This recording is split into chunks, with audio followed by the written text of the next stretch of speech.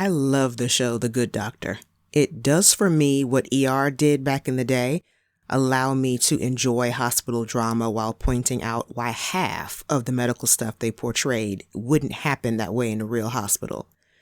But a recent episode had a motherhood topic so real life and taboo, I thought it worth dropping the mask and getting real about on this season 5 closer. And speaking of which, just in time to celebrate the 50th episode, I have an announcement I'll make at the end because I really want to get into today's episode. Shall we? This is Motherhood Unmasked, the podcast for real talk about the challenges moms face. I'm your host, Vanessa Harris, but you are the hero. I'm grateful to connect with you today. Hey there, Mama Bear. Vanessa here with compassion, candor, and clarity for you, the mom on the verge of waving the white flag. Hang on a moment and let's talk about it. I'm so glad you're here. So, in this Good Doctor episode, one of the patients is a mother back in the States for medical care after leaving her family when her son was 12. She abandoned him. He came home one day and she was gone. As a pediatrician and stay-at-home mom of 3, I couldn't imagine something so cruel. But as the daughter of a woman who doesn't like motherhood and didn't keep it a secret, I totally get it. Your childhood either sets you up to win or sabotages you as a mom. On this particular episode of The Good Doctor, the character spoke of not clicking with her son from the beginning, feeling like she didn't know what to do with him and that what she was doing didn't matter. And to avoid the pain of failing, she chose to make herself feel better by going where she knew she could make a difference. She thought their disconnect meant she didn't make a difference. This mama didn't have a couple crappy days here and there or even every month. She had the ongoing sense of failure till she believed the best thing she could do for her child and herself was disappear. I'm pretty sure you know what it's like to have your kiddo knocking on the bathroom door and wishing you could disappear. But I know what it's like to battle depression, watch it negatively impact your toddler boys, and believe they'd be better off if I went to be with Jesus. Because no matter how many parenting books are out there, there's no blueprint for raising your child. Not one your child's on board with anyway. Because raising kids is a complete act of faith. You hope, but you don't know. It's not up to you. And because maybe, just maybe, with all you experienced growing up, you're just not cut out to be a mom. I thank God I'm not still there, but one or all of these are real challenges either you or some mom you know can relate to. And besides telling you to just reject the lie you should abandon your child, I'll tell you what helped me turn the corner. First off, get honest real fast. Find someone who loves you or someone who'll listen and tell them how you're feeling and what you're contemplating. Yes, it's embarrassing. Sure, you feel guilty. But you need someone outside of your head to counter the lies bombarding your weary soul. And if you are struggling with life-controlling habits that are sabotaging how you parent, this person will support you as you get the help you need. Second, reassess your expectations. If you were a high achiever in high school or you're a high performer on your job, I can tell you right now, you need to scale back your expectations of your child and yourself. I know you expect to excel, but you ought to expect to be exposed. Why do I say that? Up until you became a mom, you figured out your strengths and learned to play into them. But motherhood has an uncanny way of exposing every one of your weaknesses and taunting you with a, now what? And it takes humility and wisdom to answer best. Motherhood also isn't a math equation with precise steps to a single right answer. It's a more agricultural vibe, like a farmer scattering seed after you've done your best to prepare the soil. But there's a lot that's out of your control. Will birds eat your seeds before they have a chance to take root? Will there be enough rain to water what you've sown? Time will tell, but only if you keep sowing seeds. Eventually something will stick if you don't give up. And hey, sometimes you dial your expectation all the way back to everyone getting clean and fed. Some days, clean and fed is the win.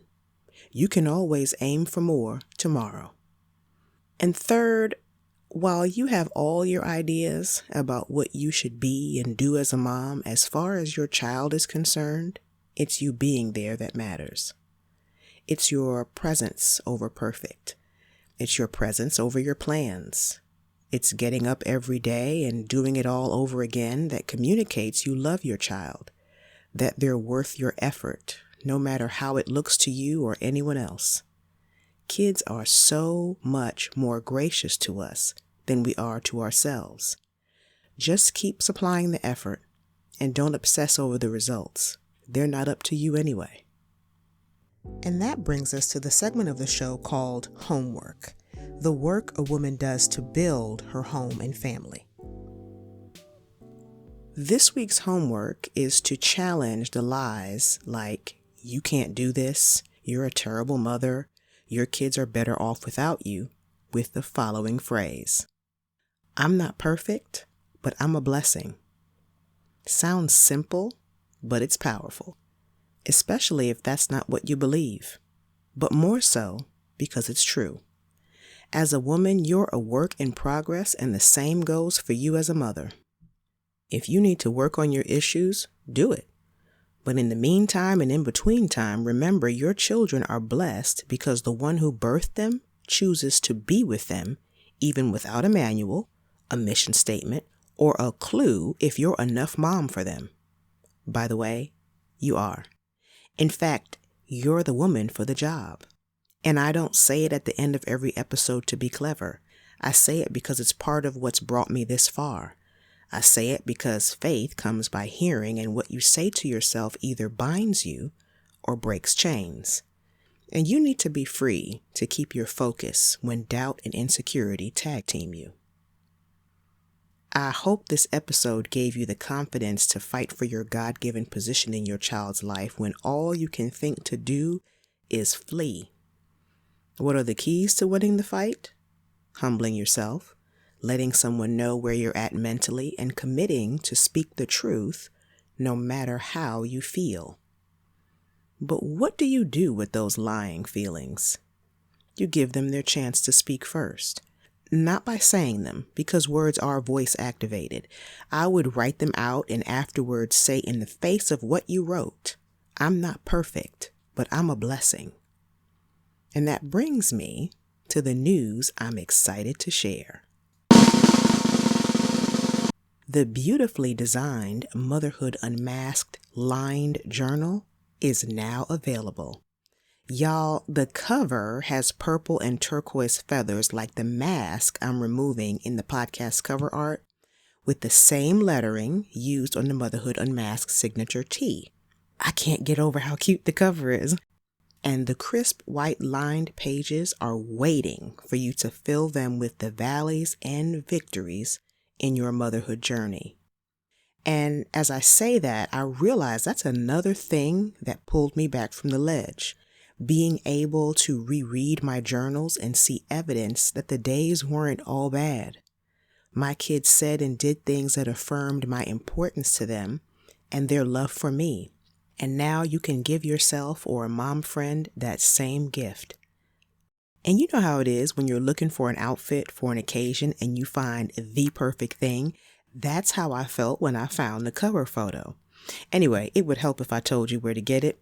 You can find the link to order the new and gorgeous Motherhood Unmasked journal at vinelifefaith.com/podcast.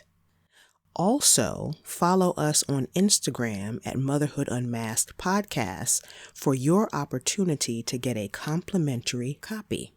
Look here, it's episode 50 of season 5. It's time to celebrate. It's also the perfect time to thank you.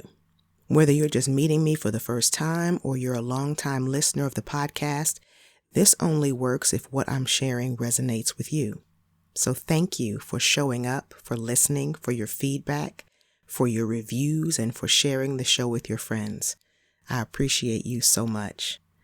Oh my goodness, my voice made it through this episode. Allergies in Texas are as big as the state, let me tell you. But that's it for season 5. If you're new here, I take off a couple months in between show seasons. It's a sanity saver that helps me keep the main thing, which for me is my family. I'm looking forward to decompressing with my family and celebrating birthdays as we close out the year. May your holiday season be filled with love, joy, peace, and hope. And please, remember, you know what I'm going to say. When it comes to you being the mother of your children, you are the woman for the job. Take care. Motherhood Unmasked is sponsored by Vine Life Faith, where we're breaking negative cycles and building healthy community through connection with Christ. VineLifeFaith.com.